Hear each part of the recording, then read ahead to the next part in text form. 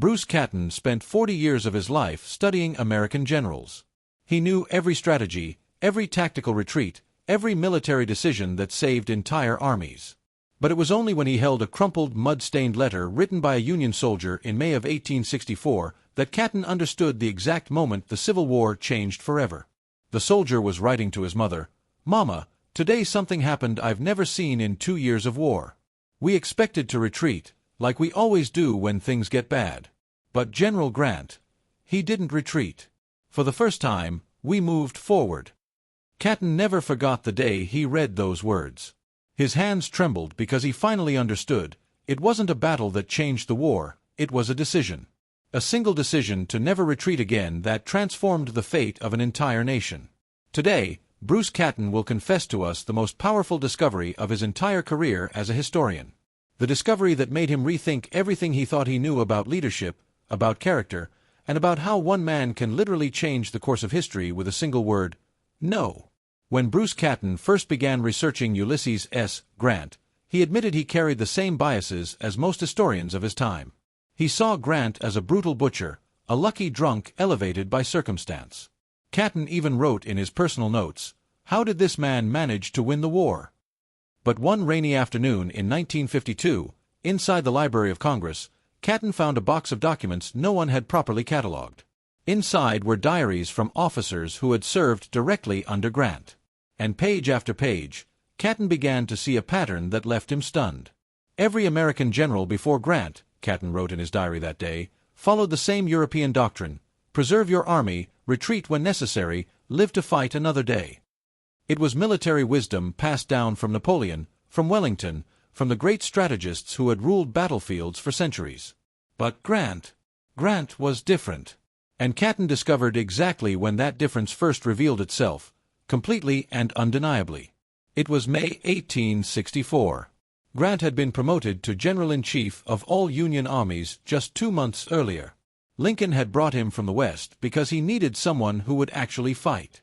The previous generals, McClellan, Hooker, Meade, were competent, but they always found reasons not to attack. They always found a way to retreat, to regroup.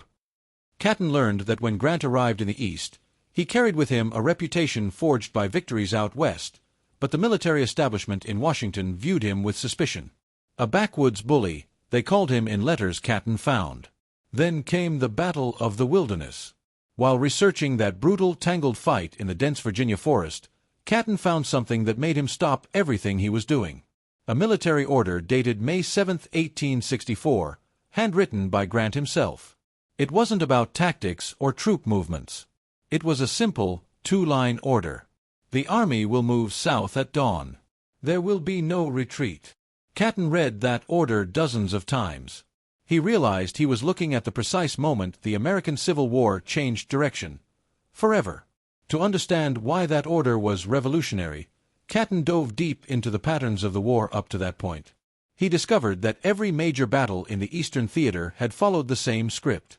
The Union Army would attack. They'd meet fierce resistance from the Confederates. They'd suffer heavy losses. The general would order a retreat. The troops would fall back toward Washington. The war would drag on. It was like a macabre dance, Catton wrote, where both sides knew the steps by heart. The Battle of the Wilderness had followed that same pattern.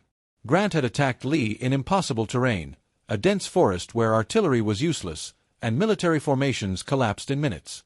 The result was catastrophic: 17,500 Union casualties in just 2 days. Catton found the diaries of Grant's officers.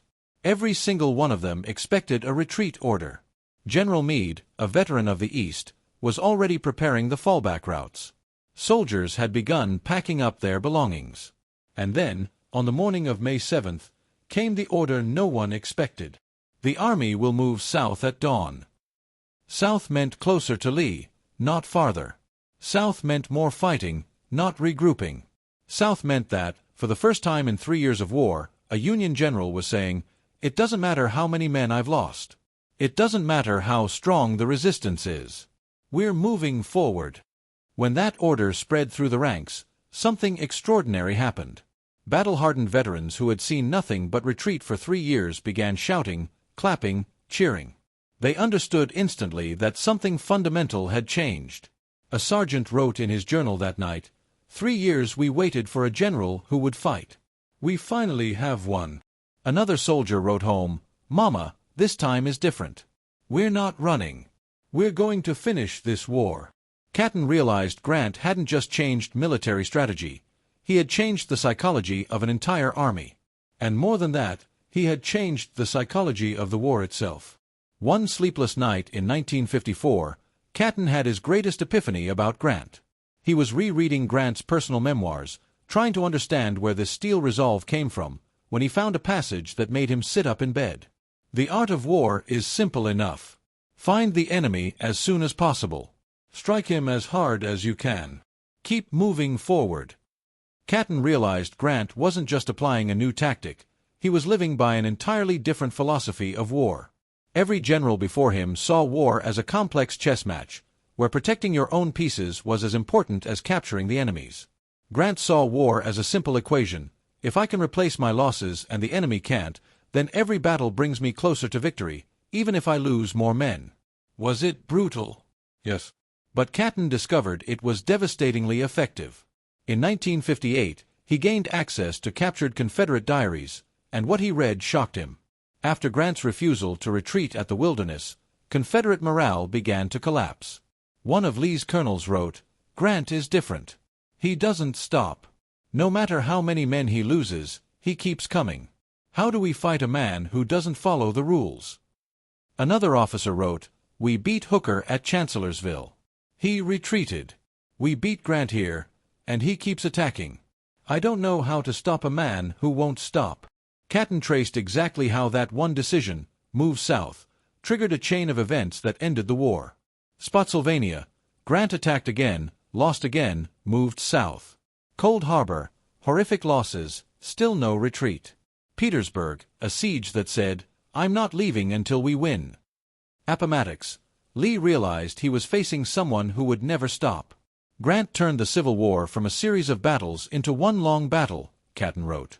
And in a long battle, the side with more resources wins. In 1963, Bruce Catton made a discovery that moved him deeply. He found a letter Grant wrote to his wife Julia on the night of May 7, 1864, the very night he chose not to retreat after the Wilderness. The letter read, "Dear Julia, today I made a decision that may end this war or cost me my career. I have decided that I will not retreat again. We are going forward until one of us can't fight anymore. God help us." Catton cried when he read those words. He understood that Grant wasn't a heartless butcher. He was a man carrying the emotional weight of a decision he knew would cost thousands of lives, but might save hundreds of thousands more. Grant understood something no general before him ever did, Catton wrote in his private notes. That true compassion sometimes demands decisions that appear cruel. That saving 100,000 lives tomorrow may require sacrificing 10,000 today. Catton realized that Grant had solved the moral paradox of war, how to be both human and effective. Grant didn't just change American military strategy, he changed the very nature of American leadership. He established a principle that would become part of the national character. When you are fighting for something just, you never stop until you win. Grant taught America, Catton wrote, that there are moments in history when the only moral option is total victory. In the final years of his life, Bruce Catton reflected on what Grant's decision meant, not just for the Civil War, but for the American spirit. He realized that those two lines, "The army will move south at dawn. There will be no retreat," had echoed across American history. When Americans landed at Normandy, they didn't retreat. When they faced the Great Depression, they didn't give up. When they saw injustice, they didn't look away. Grant taught us, Catton wrote in his final book, that a nation's character is revealed not in how easily it wins, but in how fiercely it refuses to quit when all seems lost. Catton applied Grant's lesson to his own life. When editors rejected his early manuscripts, he didn't stop. When critics said his humanized style of history wasn't fit for academia, he kept writing. "Grant taught me," Catton said in an interview, "that when you know you're right, when you're fighting for something that matters, you don't back down.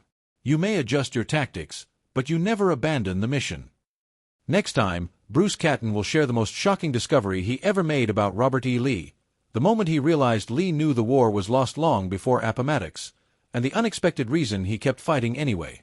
Because sometimes, Catton discovered, the true measure of a man is not how he wins, but how he chooses to lose.